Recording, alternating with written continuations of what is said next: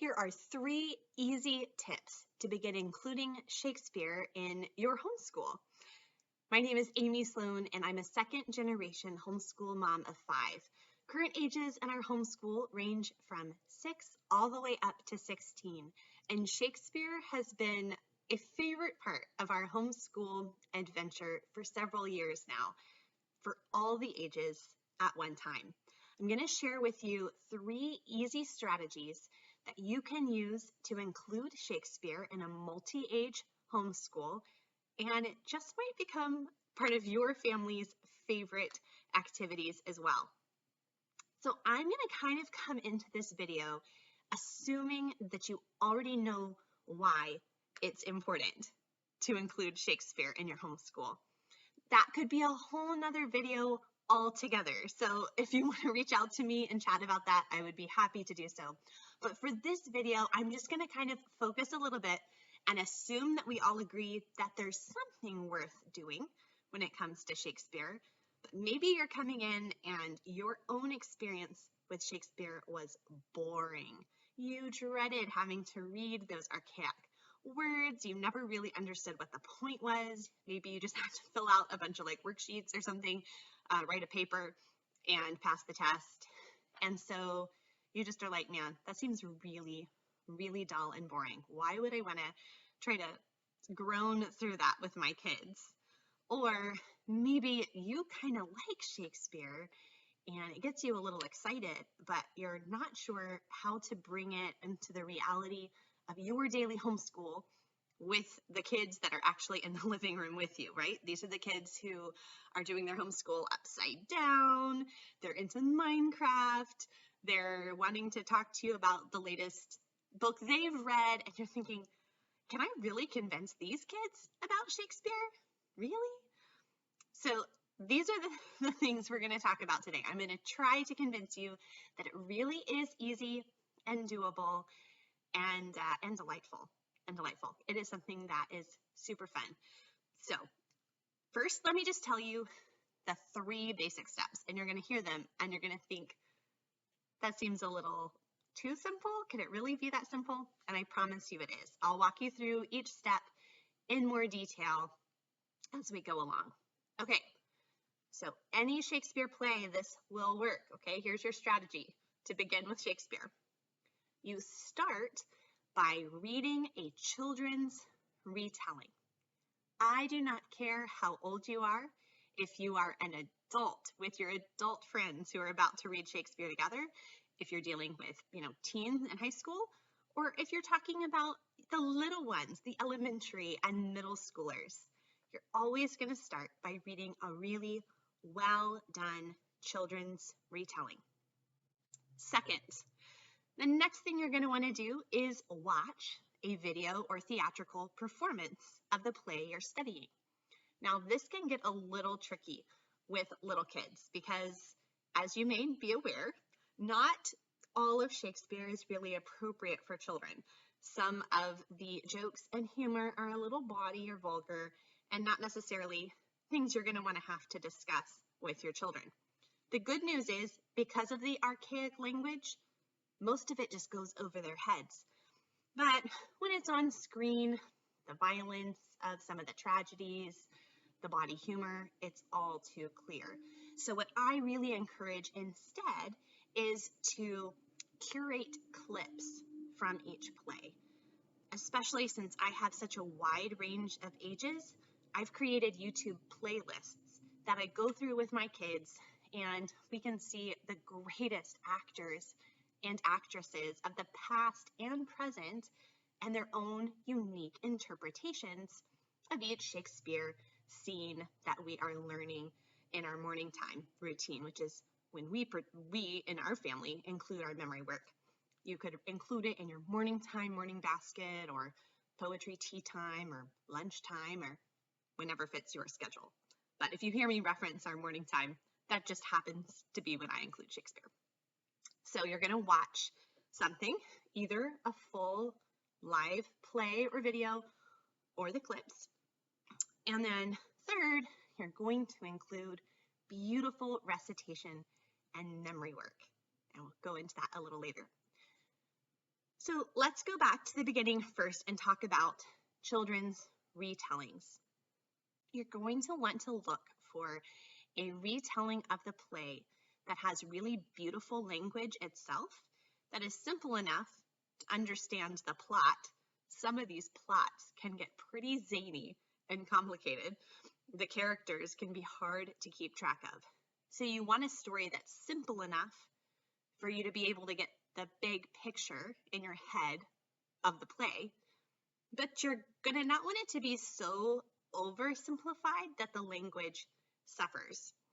So there's some different options for this. I will just show you my family's favorite, and that is Tales from Shakespeare by Charles and Mary Lamb. This has been around for several hundred years now, is a classic for a reason. This particular edition I have, I love the illustrations. They're by Arthur Rackham. You may recognize his illustrations from other fairy tale books and other classic works of literature. But regardless, one of the things I love about the Lamb's Tales from Shakespeare is that they include a lot of the original language from the Shakespeare play in the retelling. So if you read their short story version first and then go to the play, you're going to recognize a turn of phrase, a sentence here or there, a choice of vocabulary, a descriptor, and you're going to realize, oh, that's familiar to me. I recognize that from the children's retelling that you had already read. So starting with something simple is not cheating. It's not going to spoil the story. The point of Shakespeare's plays are not the plots. For most of the plots, people knew what was going to happen anyway. A lot of his plots are not even original necessarily. He kind of takes things and combines and retweaks other plots. The real glory of Shakespeare is his language and his insight into characters' motivations and thoughts. And so get the plot first so you know what in the world you're even reading about in the Shakespeare play. And do that before you open up the play itself. Okay, so this is one example. There are many other good retellings, and I share some of those on my site, or you can reach out if you have any questions. But you can also just check with your library and see what they have, but my personal preference, I'll always go to Lamb first.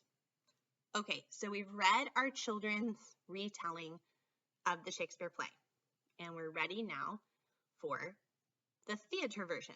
So, like I mentioned earlier, Shakespeare's plays are going to be best enjoyed in their performed sphere, because Shakespeare was not sitting there writing works of literature for us to study and dissect in an English class.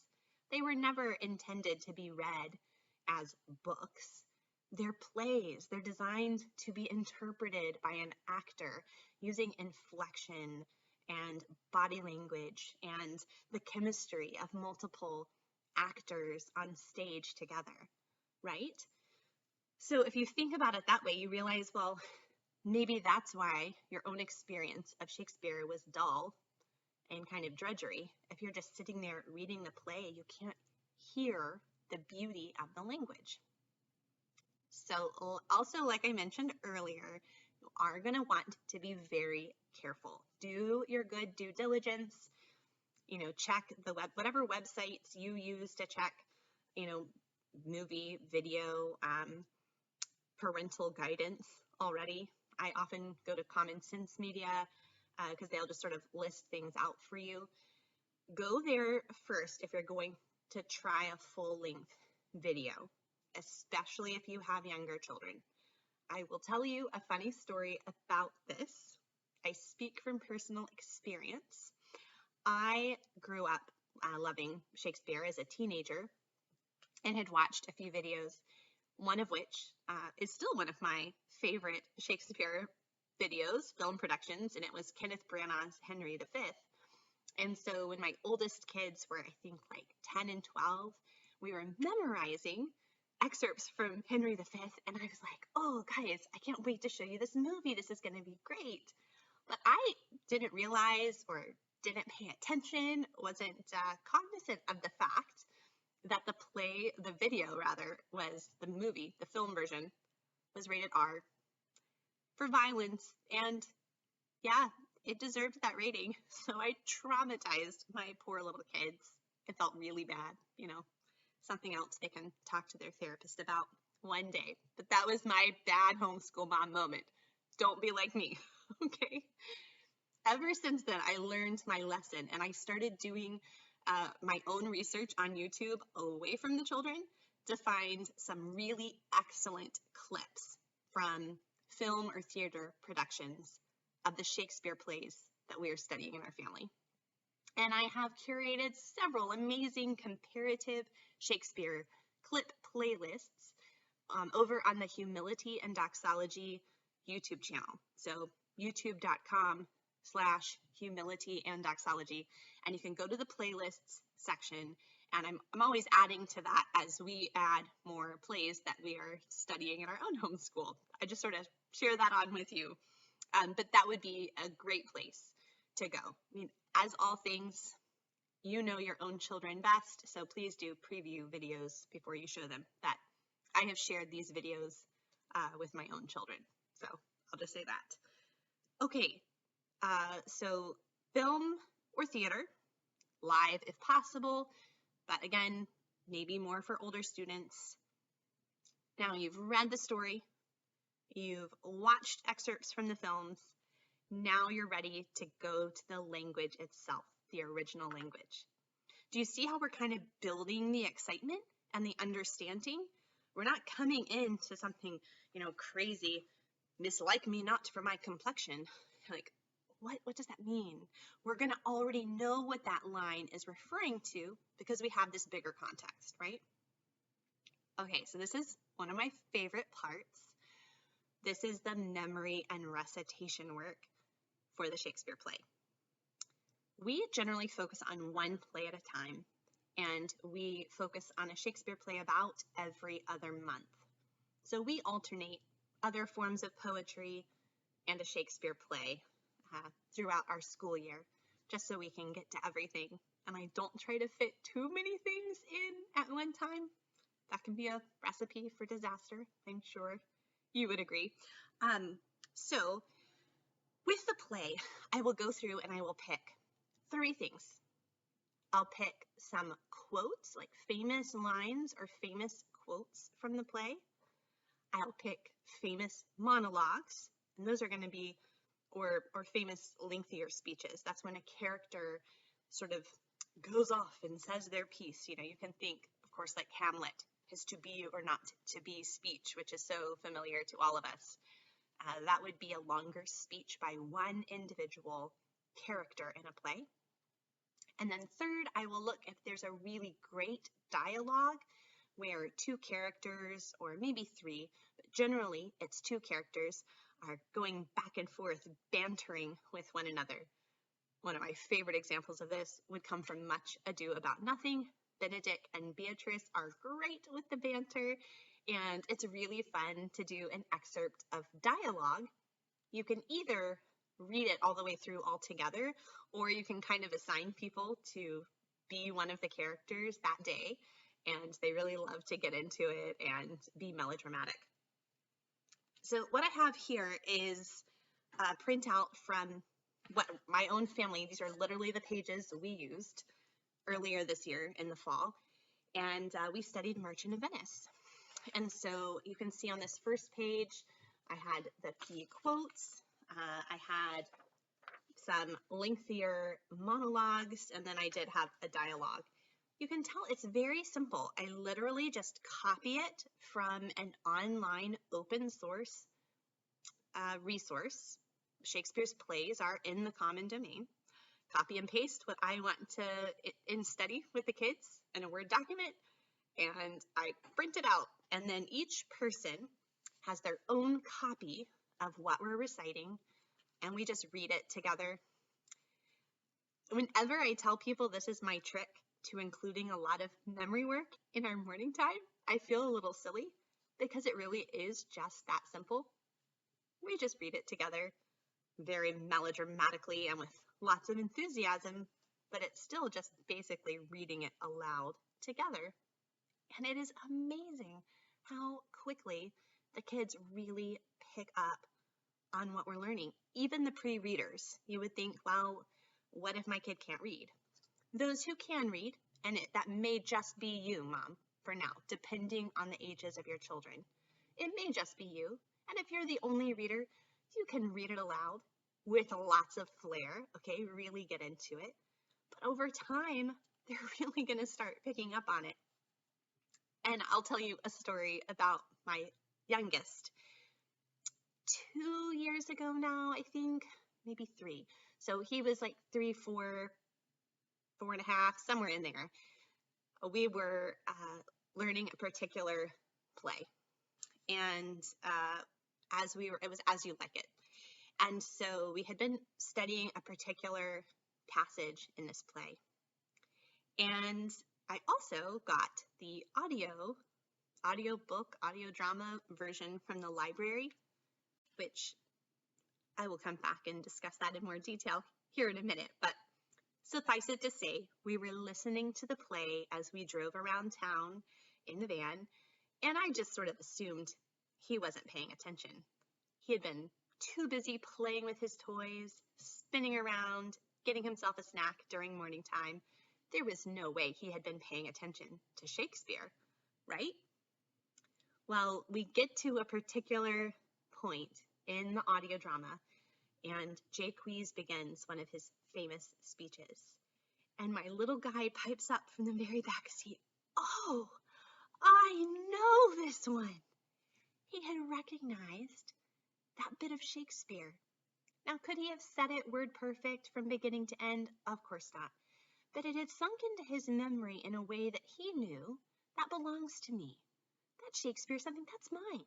I know that one. I know that one. And so really, that to me sums up what we're trying to do here, no matter what the ages of our children when it comes to Shakespeare. It's not so they can sit there with their noses in the air and discourse, on all the themes of the play and analyze it and sound super smart. We want to fill them with a love and a delight and an excitement about Shakespeare. So later on, if they do want to study it in more detail, later on in their teens, college, or just as an adult, they're going to have that thought that my little guy had. "Oh, I know this one. This is my kind of thing. Yeah, this isn't scary. I love Shakespeare. I am a Shakespeare person." They're going to kind of have that identity in themselves. And I think that is a beautiful, beautiful gift that we can give our kids. So that's sort of the basic summary there. Oh, I will note that as I create more of these Shakespeare resources for my own family, I'm just adding the PDFs to my subscriber freebies page over at humilityanddoxology.com. So if you join my newsletter, you'll have access to a ton of free memory work resources, including these Shakespeare sets. I have Merchant of Venice, Macbeth. I can't remember what else. So that is definitely something to check out. Okay, let's review. It's easy, right? It's 3 simple steps. You read a retelling, you watch clips from the play, and you recite or read and memorize a few beautiful passages from the play together. And there you have it. You've studied Shakespeare as a family in your homeschool. You can say, yeah, we're a Shakespeare family. All right, let me give a few little bonus things. These are not part of the main 3 steps. You don't have to do any of these, but they can be a little helpful. 1, I mentioned the audio recording. Archangel Productions and probably some others have phenomenal audio dramas of Shakespeare's plays. And these are so well done that even my younger children will be able to listen and laugh at the appropriate places in spite of the difference in the language. The actors are able to interpret the lines in such a way that you pretty much know what they're saying. It's amazing. This was kind of funny. A few years ago, we were listening to the Comedy of Errors. I think it was the Archangel recording. And David Tennant is actually one of the voice actors.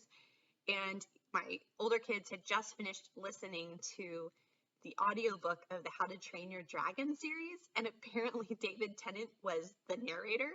And so when Comedy of Errors came on, they were like, oh, I recognize his voice. So it really gave them some buy-in for that one.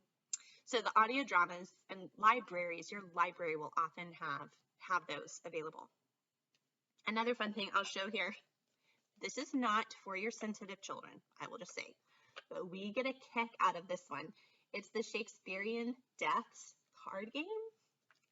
Okay, I know that sounds terrible, but each card has one of the characters in Shakespeare that died, and it describes their last words, how they died, and then it grades them on a scale of 1 to 10 on the speed of their death, gore and brutality, fairness, piteousness, dramatic quality, and last words.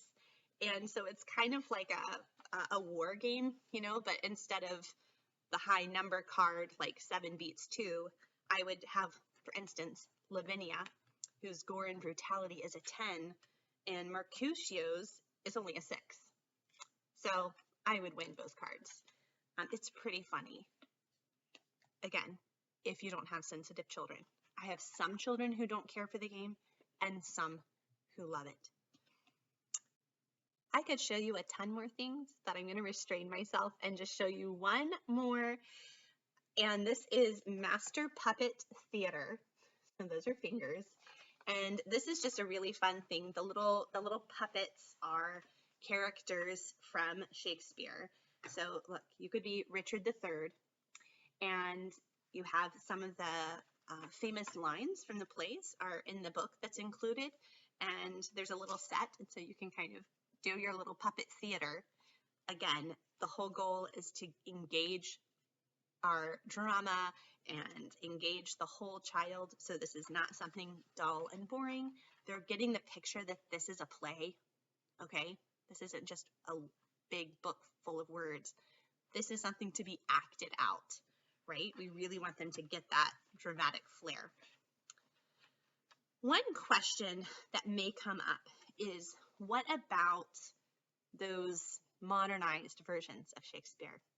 Okay, I have very strong opinions about this. And my very strong opinion, I will just share with you here. It is that you should never, ever give one of the modernized, now I'm not talking about the kid retelling, I'm talking about the modern translation versions like this, that includes the modern English translation side by side with the original.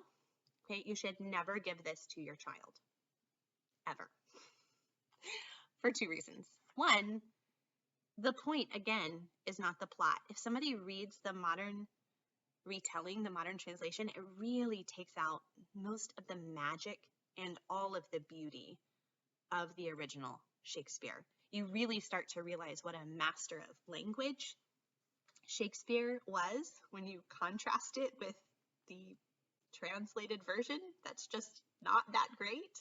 You're like, why would anyone like Shakespeare? This sounds pretty dumb.